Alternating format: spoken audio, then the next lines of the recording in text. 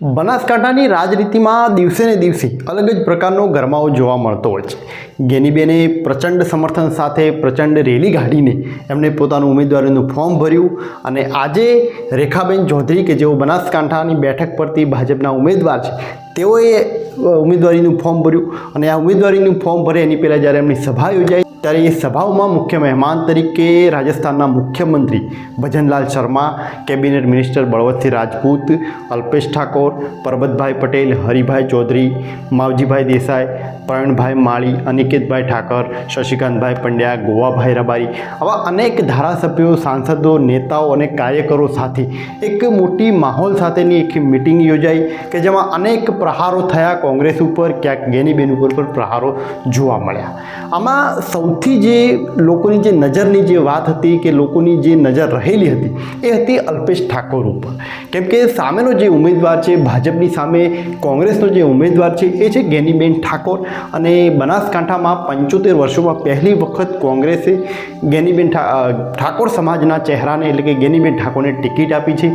ત્યારે સૌની નજર છે ને ક્યાંક સામાજિક દ્રષ્ટિએ ઠાકોર સમાજની જે એક લાગણી છે એ લાગણીની એ જ વાત છે કે ગેનીબેનને સપોર્ટ કરો ને એમને જીતાડો, કેમ કે વર્ષો પછી ઠાકોર ચહેરાને ટિકિટ મળી છે. ત્યારે સ્વાભાવિક છે કે અલ્પેશ ઠાકોર જો બનાસકાંઠામાં જ્યારે રેખાબેન માટે ભારતીય જનતા પાર્ટી માટે જો પ્રચારમાં આવે, ગેનીબેનને નુકસાન કરવા માટે જ્યારે એમની વિરોધમાં જ્યારે આવી રહ્યા છે તો સ્વાભાવિક છે કે એમનો વિરોધ પણ થવો હતો. એટલે સૌની નજર ક્યાંક અલ્પેશ ઠાકોર ઉપર રહેલી હતી.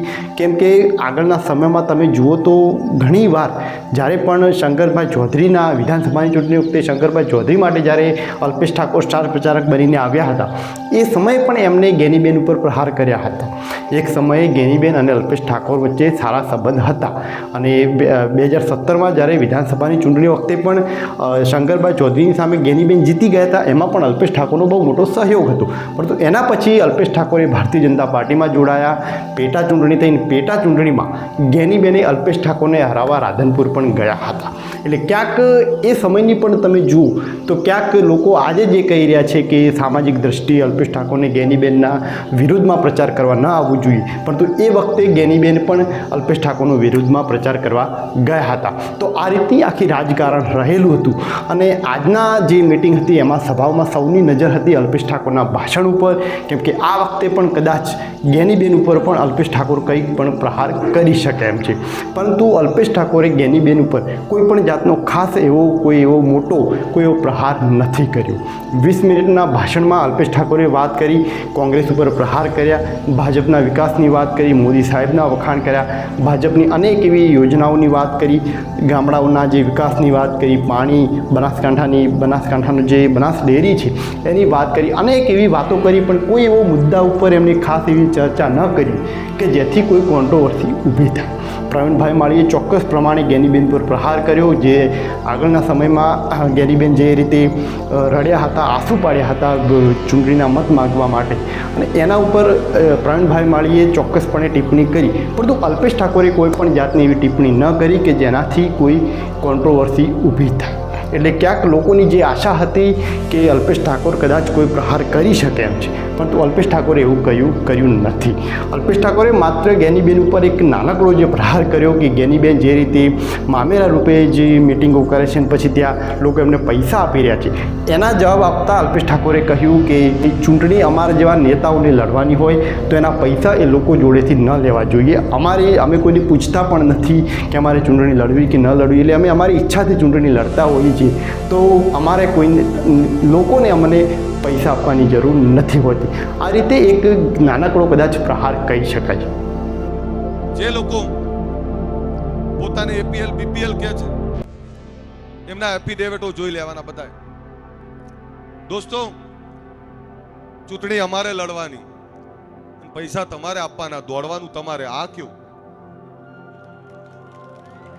અમારી ઈચ્છાથી લડીએ છીએ અમે. લડ્યા પહેલા કોઈ પૂછતા તો નહીં અમે. ત્યારે તમને વિનંતી કરું છું કે જોજો ભરમાતા નહીં. 20 દિવસ પૂરા થઈ જશે પછી શું આનો જવાબ કોઈ મને આપી દે તો હું 100% એમની વાતનો જવાબ આપીશ. પણ એનો જવાબ કોઈને મેં ઘણાને પૂછ્યું, આ 20 દિવસ પછી શું? તો આ રીતે બનાસકાંઠાની રાજનીતિમાં ઠાકોર પોલિટિક્સનું ઉપર બહુ મોટો ભાગ ભજવી શકે એમ છે આવનારી આ લોકસભાની ચૂંટણીમાં.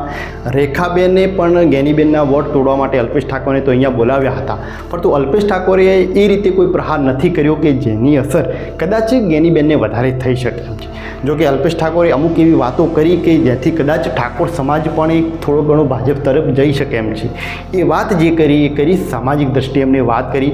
અલ્પેશ ઠાકોરે વાત કરી કે સત્તાધારી પક્ષ સાથે જોડે રહેવાથી કેટલો મોટો ફાયદો થઈ શકે એમ છે. આવનારા સમયમાં દિવાળીના સમયમાં જ કદાચ તેઓ એક યુનિવર્સિટીનું ખાતમુહૂર્ત કરવા જઈ રહ્યા છે. એમને આખું લોકોને પણ જાહેર આમંત્રણ આપી દીધું. તો ક્યાંક સામાજિક દ્રષ્ટિએ જે રીતે વિકાસની વાત થઈ રહી છે તો એ રીતે ઠાકોર સમાજને પણ સત્તાધારી પક્ષ વહેતા પ્રવાહ સાથે રહેવાની વાત એ અલ્પેશ ઠાકોરે ક્યાંક કરી છે. એટલે આવનારા સમયમાં હવે ખબર પડશે કે ઠાકોર સમાજ એ કઈ દ્રષ્ટિએ કોની સાથે રહે છે. કેમ કે ક્યાંક સામાજિક દ્રષ્ટિએ તમે જુઓ તો લોકો ભલે નેતા એમને વિકાસની વાતો કરતા હોય, પણ ક્યાંક જે મુખ્ય મુદ્દો જે ભાગ ભજવતો હોય છે એ છે જાતિ સમીકરણ બહુ મોટો ભાગ ભજવતું હોય છે. અને સામે ચૌધરી ચહેરો છે ને એક બાજુ ઠાકોર ચહેરો છે, તો ઠાકોર સમાજ ક્યાંક ને ક્યાંક ગેનીબેન તરફ વધારે જશે એ પણ ચોક્કસપણે કહી શકાય છે. એટલે આજની જે મિટિંગની જે સમીક્ષા તરીકે તમે જુઓ તો ક્યાંક ઠાકોર સમાજ એ અલ્પેશ ઠાકોરથી નારાજ થઈ શકે એવું કોઈ પણ જાતનું અલ્પેશ ઠાકોરે નિવેદન આપ્યું નથી. જોકે નથી આપ્યું એના પાછળનું કારણ તમે જુઓ, કેમ કે રાજકારણ છે એમાં આગળ પાછળ ઘણું બધું હોતું જોવા મળતું હોય છે. આપણે જે વિચારીએ એના કરતાં પણ ઘણું બધું જોવા મળતું હોય છે. એટલે અલ્પેશ ઠાકોરે ગેનીબેન પર પ્રહાર નથી કર્યા એનું કારણ કદાચ એ હોઈ શકે, કેમ કે જો અલ્પેશ ઠાકોર ગેનીબેન પર પ્રહાર કરે તો ક્યાંક ઠાકોર સમાજની લાગણી પણ દુભાઈ શકે એમ છે. કેમ કે અલ્પેશ ઠાકોર એક સામાજિક સંગઠન રીતે બહાર આવેલા છે. એમને જો મોટા નેતા બનાવ્યા હોય તો એ ઠાકોર સમાજે બનાવે છે. એટલે એવા સમયે જો તમે સમાજ સાથે કોઈ એવી લાગણી દુભાઈ એવી વાત કરો તો સ્વાભાવિક છે કે સમાજને એ વાત પણ પસંદ આવતી નથી. એટલે અલ્પેશ ઠાકોરે આ મિટિંગમાં ગેનીબેન ઉપર કોઈ પણ જાતનો એવો મોટો પ્રહાર નથી કર્યો કે જેની અસર કદાચ ઠાકોર સમાજના લોકોની લાગણી દુભાઈ શકે.